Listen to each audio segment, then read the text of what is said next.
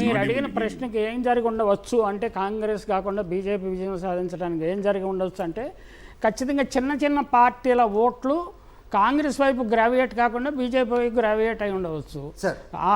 అప్పుడు ఏంటంటే బైపోలార్గా ఉన్నది కాబట్టి పోటీ కాంగ్రెస్కి బీజేపీకి జాతీయ స్థాయిలో ఉంది కాబట్టి అప్పుడు ఓట్ల క్లియర్ కట్ డివిజన్ వచ్చింది. లోకల్ ఎలక్షన్స్ వచ్చేటప్పటికి ఓట్లు అటు ఇటు చీలిపోయి ఇండిపెండెంట్ అంటున్నారు.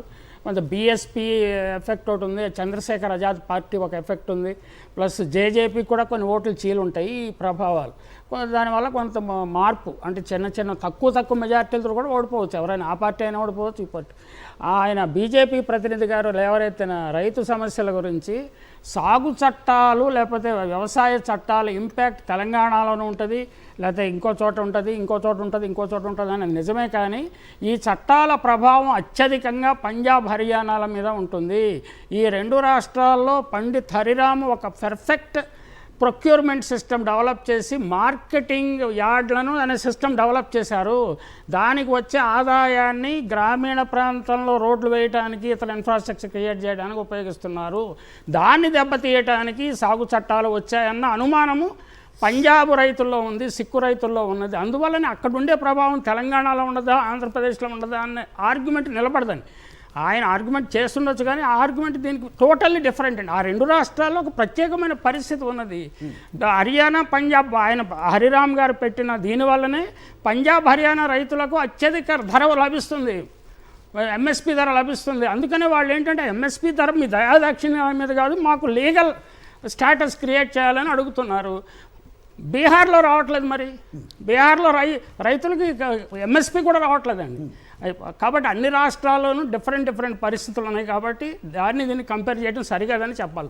రైట్. అంటే మీరు చెప్పేదాన్ని బట్టి ఇప్పుడు నెక్స్ట్ జరగబోయే మహారాష్ట్ర ఎన్నికలు అవ్వచ్చు, జార్ఖండ్ అవ్వచ్చు, ఆ తర్వాత వచ్చే ఢిల్లీ, బీహార్ అవ్వచ్చు, ఇప్పుడు ప్రస్తుతం ఫలితాల్ని వాటికి ఏమన్నా లింక్ చేసే అవకాశం ఉంటుందా, లేకపోతే do you have to see this an isolated event? Maharashtra అనేది సెపరేట్ పరిస్థితి అండి. మహారాష్ట్రలో నాకు అర్థమైనంత వరకు ఏంటంటే, మహారాష్ట్ర అస్మితాని శివసేనాని చెలగొట్టడం ద్వారా, ఎన్సీపీని చెలగొట్టడం ద్వారా బీజేపీ అనేది వాళ్ళ ఐడెంటిటీ పాలిటిక్స్ని దెబ్బతీసింది. ఆ దెబ్బతీయటం వల్ల ఏంటంటే వాళ్ళు చాలా గట్టిగా కాసుకుని ఉన్నారు. అందుకని బాంబే మున్సిపల్ కార్పొరేషన్ ఎలక్షన్స్ ఎన్నిక పెడితే అది స్పష్టంగా ప్రూవ్ అయ్యేది. అది పెట్టకుండా అట్లా వాయిదా వేసుకొచ్చారు.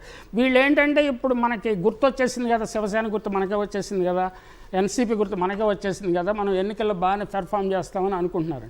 కానీ నాకు వచ్చిన సమాచారం, నాకు వచ్చిన ఇన్ఫర్మేషన్ ఏంటంటే అక్కడ పరిస్థితి అట్లా లేదు.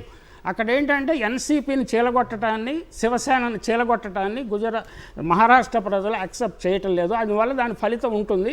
ప్లస్ అలాగే అక్కడ రూరల్ కాన్షియస్నెస్, ఫార్మర్స్ కాన్షియస్నెస్ కొంచెం ఎక్కువ. మహారాష్ట్రలో ఉద్యమాలు ఉన్న రాష్ట్రం కాబట్టి కొంచెం ప్రతికూలంగానే ఉండే అవకాశాలు ఉన్నాయండి. మీరు చెప్పినట్టు అర్బన్ ప్రాంతం కంటే రూరల్ ఎక్కువ కదా? లేదండి, హర్యానా ఏంటంటే ఎక్కువ అర్బనైజ్ అయిపోయింది. ఒకప్పుడు రూరల్ ప్రాంతం కానీ టూ మచ్ ఆఫ్ అర్బనైజేషన్, దాని ఇంపాక్ట్ ఉన్నది.